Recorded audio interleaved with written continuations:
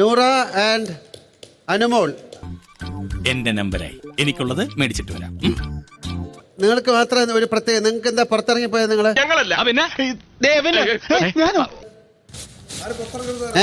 സന്തോഷം കൊണ്ടുപോയത്. കൗതുക ലേശം കൂടുതലാണ്, മാപ്പാക്കണം.